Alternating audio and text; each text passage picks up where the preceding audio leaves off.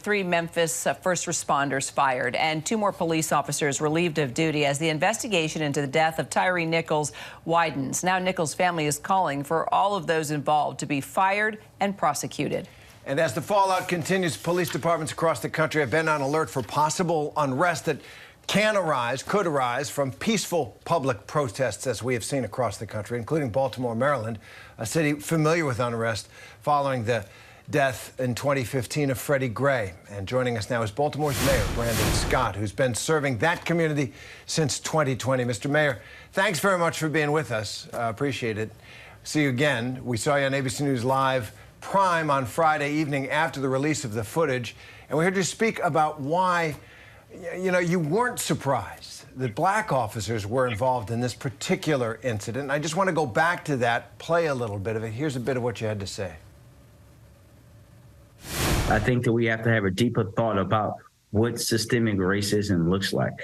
You can be black and be a part of systemic racism. They were raised in this country. They were raised in a country that the day they were born, from the day they were born, they were taught that young black men are dangerous. And they were taught that throughout their life, throughout society. And that's what we have to understand, that this is not just about policing, because it absolutely is, but this is also about America and America's refusal to look in the mirror.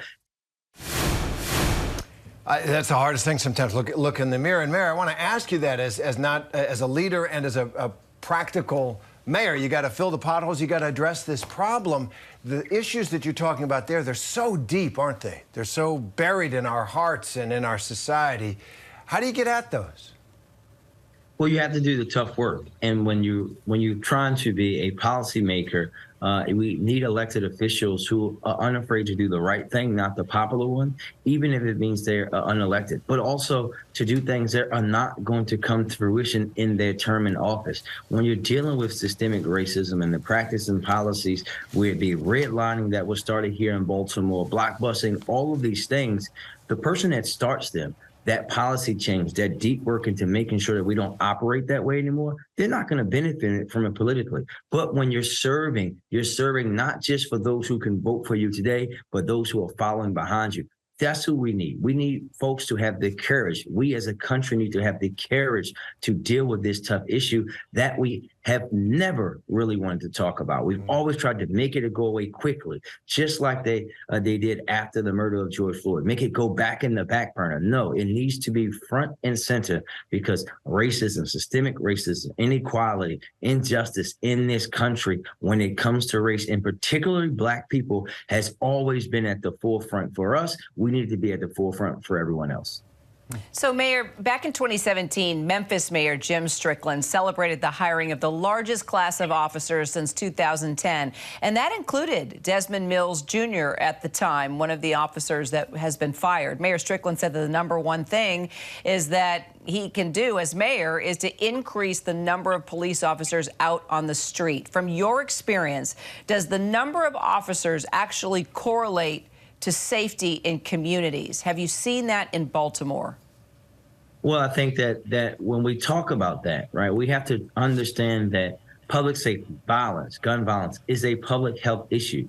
And never, ever, ever was it solely the responsibility of women and men who wear a police uniform to actually do that work. We have to, in our country, evolve and grow our brains to understanding that they are a part of creating public safety and safety in neighborhoods, not the sole solution. We have had police officers for decades run into calls for service about substance abuse and mental health. They're not trained to deal with that properly. We have folks that go to college and get degrees to do just that. That's what we have to build here. That's what we're building here in Baltimore, because it's a both and. It's not an either or.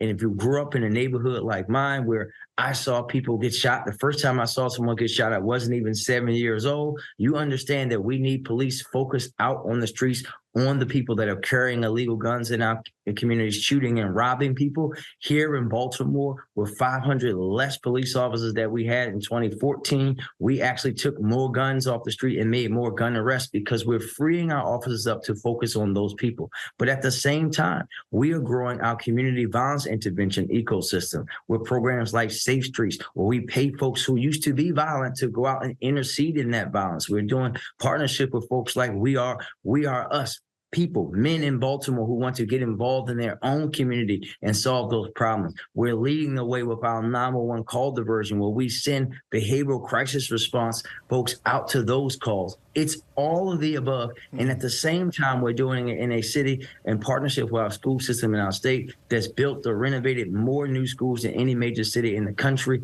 We've opened 5 new rec centers in our community over the last 2 years. We are doing all of the things, and we know that we have to do even more, including going after gun companies who are purposely putting the guns in the hands of people that shouldn't have them, going after gun traffickers in a city where 60% of the weapons we recover come from other states, and making sure that people that we arrest for murder, for robbery, for shootings get turned over to the other parts of the justice system and get what they deserve so those families get peace, all while leading our police department through a consent decree and reforming it into a constitutionally operating police department.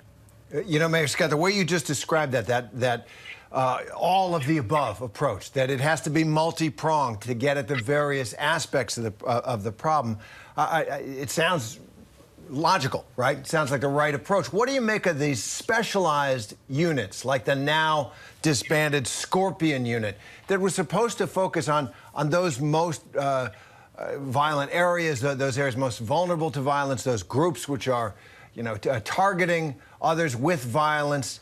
Is that a tool in the toolbox, or is it something that obviously went wrong here? It's now been disbanded, but is it the wrong approach from your position? This is a lesson that I wish cities in the country had taken from Baltimore. We notoriously had a unit like this that did not have extreme lack of supervision and oversight, the Gun Trace Task Force that there's a HBO TV show about. But when you have these units and you have the proper protocols and practices, making sure that they're operating constitutionally, you'll hear neighborhoods want them. I consistently hear from my residents. I heard it on Saturday in a neighborhood, which later we had a mass shooting, about how they love how the police department is re-engaged in their community, out there walking the beat, making sure that they're making the appropriate arrests. The balance is that what we've seen when they don't have that supervision, and also with the systemic racism, with the policies and practices, and what we haven't done as far as progressing policing in our country, we've seen that go awry many, many times. Black folks, as I always say, my grandmother never said that she didn't want police in our neighborhood because we absolutely need it. But what she did say is that she didn't want me, my brothers, or my cousins, every time that we left our door, have to be in the fear of being put in handcuffs and sit on the curb simply because we were Black and breathing in Baltimore. I'll tell you what, Mayor, I think you need to call up the mayor of Memphis and start talking about reform and changes.